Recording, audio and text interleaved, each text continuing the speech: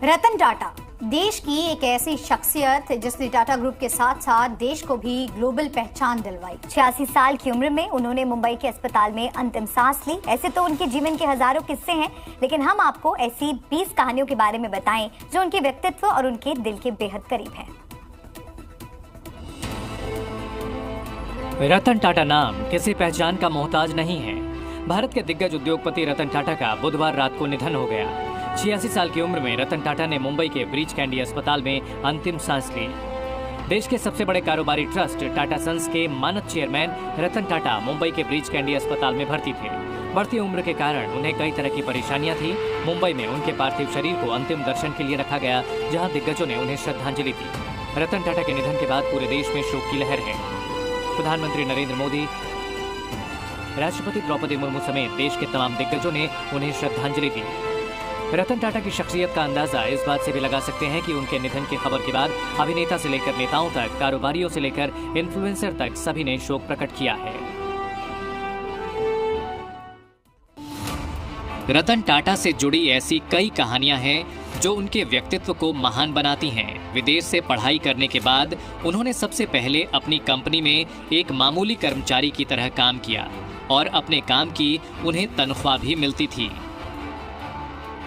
कारोबारी घराने की कमान अपने हाथों में संभालने से पहले उन्होंने अपनी ही कंपनी में एक मामूली कर्मचारी की तरह काम किया और काम सीखा। 70 के दशक में रतन टाटा ने झारखंड के जमशेदपुर में काम किया। जब उन्होंने कारोबार की सभी बारीकियां समझ में आ गईं, फिर उन्होंने ग्रुप में अपनी दमदार एंट्री की और अपनी मेहनत और काबिलियत की दम पर घरेलू कारोबार को आसमान की बुलंदियों पर पहुंचाने का काम किया। रतन टाटा ने 1991 में पूरे ग्रुप की कमान अपने हाथों में ली थी। रतन टाटा की शख्सियत की बात करें तो वो सिर्फ एक बिजनेसमैन ही नहीं बल्कि सादगी से भरे एक नेक और दरिया दिल इंसान भी थे। टाटा नैनो को लेकर भी ऐसी ही एक कहानी है।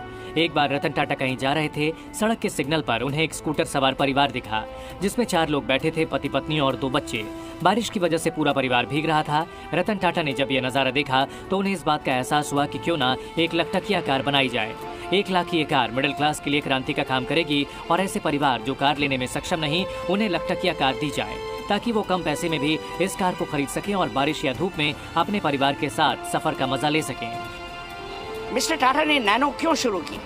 नैनो इसलिए शुरू की क्योंकि एक दिन जब वो ड्राइव कर रहे थे, उन्होंने देखा कि एक परिवार एक स्कूटर पे भीग रहा है, तो उन्होंने कहा हम लोग 1 लाख की गाड़ी क्यों नहीं बना सकते, और वही हुआ। यानी रतन टाटा समाज के हर तबके के लिए काम करते थे। इसी वजह से वो लोगों के लिए आदर्श और प्रेरणा स्रोत भी थे। और रतन टाटा जानवरों से भी बेहद प्यार करते थे। जानवरों को लेकर उनके दिल में बेहद ही हमदर्दी रही और यही कारण है कि जब उन्हें ब्रिटेन में प्रिंस चार्ल्स ने सम्मानित करने बुलाया, लेकिन अपने डॉग की वजह से वो नहीं जा पाए। इतना ही नहीं, मुंबई में ताज होटल में एक स्ट्रीट डॉग की कहानी भी बेहद दिलचस्प है। रतन टाटा को समाज के हर तबके के साथ साथ जानवरों से भी बेहद प्यार था। जानवरों के लिए उनके प्यार से जुड़ा ही एक किस्सा अक्सर चर्चा में रहता है। ये किस्सा साल 2018 का है। यूके के तत्कालीन प्रिंस चार्ल्स ने रतन टाटा को उनकी चैरिटी की वजह से लाइफ टाइम अचीवमेंट पुरस्कार से सम्मानित करने के लिए एक कार्यक्रम आयोजित किया था। बकिंगहम पैलेस में होने वाले इस कार्यक्रम के लिए रतन टाटा ने पहले अपनी सहमति भी दे दी थी, लेकिन आखिरी समय में उन्होंने इस कार्यक्रम में शामिल होने से मना कर दिया। दरअसल उनके पालतू डॉग की तबीयत खराब हो गई थी और उन्होंने अपने इस प्यारे दोस्त के साथ रहने के लिए यूके जाने से मना कर दिया। मैं बकिंगहम पैलेस नहीं आ पाऊंगा। मैंने कहा क्यों? नहीं, टीटो बीमार है। टीटो उनका जर्मन शेफर्ड। मैंने कहा मीन्स? विशेष नहीं। तो मैंने उस टाइम प्रिंस चार्ल्स को जाके बोला। उन्होंने कहा देखो, ये है इंसान जो हर आदमी, हर कुत्ते, हर पशु के बारे में सोचता है। रतन टाटा को कई लोगों ने समझाने की कोशिश भी की, लेकिन वो नहीं माने। जब प्रिंस चार्ल्स को रतन टाटा के न आने के बारे में पता चला तो उन्होंने भी रतन टाटा के आदर्श और प्राथमिकताओं की काफी सराहना की। ऐसी है कहानी मुंबई के ताज होटल की है, जहां होटल के गेट पर एक स्ट्रीट डॉग दिखा जो आराम से सो रहा था। वहां आई एक महिला ने गार्ड से इसकी शिकायत की, कहा कि ऐसे कुत्ते को अंदर आने की एंट्री नहीं होनी चाहिए।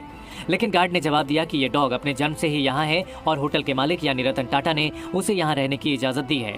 दरअसल एक डॉग कुछ साल पहले होटल के परिसर में आ गया था, लेकिन उसकी तबीयत ठीक नहीं थी। उस वक्त रतन टाटा ने इसका इलाज कराया और फिर उसे होटल के परिसर में रहने दिया गया। समय समय पर उसका ध्यान रखा गया और वो ठीक हो गया।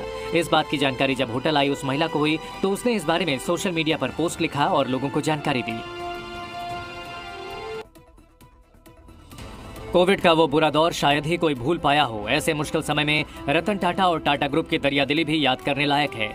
जब देश इस महामारी के दौरान मुश्किल समय से गुजर रहा था, तब रतन टाटा ही थे जो देश की सहायता के लिए खड़े थे। टाटा समूह ने कोरोना महामारी के दौरान कई प्रकार की चिकित्सा सुविधाएं दी, जिससे कोरोना के समय देश में कई लोगों को मुफ्त इलाज मिल पाया। और देखिए, रतन टाटा का निजी जीवन भी संघर्षों से भरा रहा है। एक समय था जब उनके माता पिता अलग हो गए थे, तब रतन टाटा की दादी नवाजबाई टाटा ने उनका पालन पोषण किया था। रतन टाटा का बचपन भी काफी संघर्षों से भरा रहा। साल 1937 में रतन टाटा जन्म हुआ। साल 1948 में उनके माता पिता के अलग होने के बाद रतन टाटा बेहद ही टूट गए थे। उनकी दादी नवाजबाई टाटा ने उनका पालन पोषण किया था। रतन टाटा साल 1962 में कॉर्नेल यूनिवर्सिटी से बीच आर्क की डिग्री प्राप्त की थी। 1962 के अंत में भारत लौटने से पहले उन्होंने लॉस एंजल्स में कुछ समय काम किया।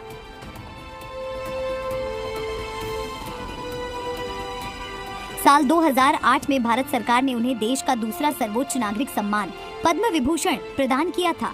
28 दिसंबर 2012 को टाटा सन्स के चेयरमैन के रूप में रिटायर हुए थे। वहीं रतन टाटा की जिंदगी की एक कहानी केंद्रीय मंत्री पीयूष गोयल ने भी बताया है। 15 साल पहले की बात है, कुछ युवा डॉक्टरों ने मिलके एक अस्पताल शुरू करने की सोची संभाजी नगर में।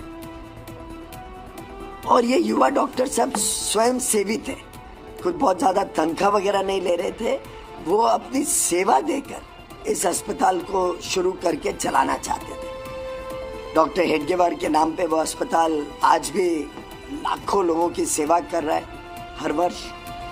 और जब उनको वो अस्पताल बनाना था, तब जब रतन टाटा जी को पता चला कि युवा डॉक्टरों ने इसका कल्पना की है, तो बेझिझक उन्होंने पूरी सहायता करी और उसके कारण वो अस्पताल आज बहुत बड़ा अस्पताल के रूप में सेवा दे रहे हैं।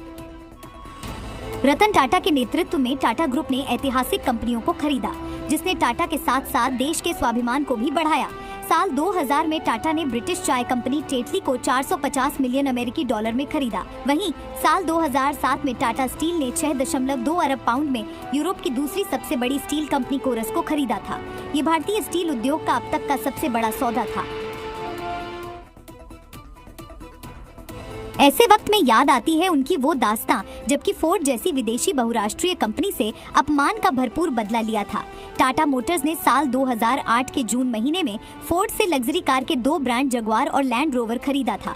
लेकिन ये सब इतना आसान नहीं था। जब पहली बार रतन टाटा फोर्ड के चेयरमैन बिल फोर्ड ने मीटिंग करने पहुंचे, तो उन्होंने रतन टाटा को अपमानित किया था। कहा उन्हें कार बिजनेस में कभी उतरना ही नहीं चाहिए था, तुम इसके बारे में बिल्कुल कुछ नहीं जानते हो। उन्होंने कहा कि अगर मैं ये सौदा करता हूँ तो तुम पर एहसान करूंगा। इसके बाद दोनों कंपनियों के बीच बातचीत टूट गई। लेकिन 9 साल बाद ही टाटा के लिए चीजें बदल गई थीं और फोर्ड सन 2008 की मंदी के बाद दिवालिया होने के कगार पर थी। तब जून 2008 में टाटा ने फोर्ड से जगुआर और लैंड रोवर को 2.3 अरब डॉलर में खरीद लिया। कहा जाता है कि फोर्ड के चेयरमैन बिल फोर्ड ने टाटा को धन्यवाद देते हुए कहा था कि आप इन्हें खरीदकर हम पर एक बड़ा उपकार कर रहे हैं। इसके बाद टाटा ने JLR की बिजनेस को प्रॉफिट में बदल दिया।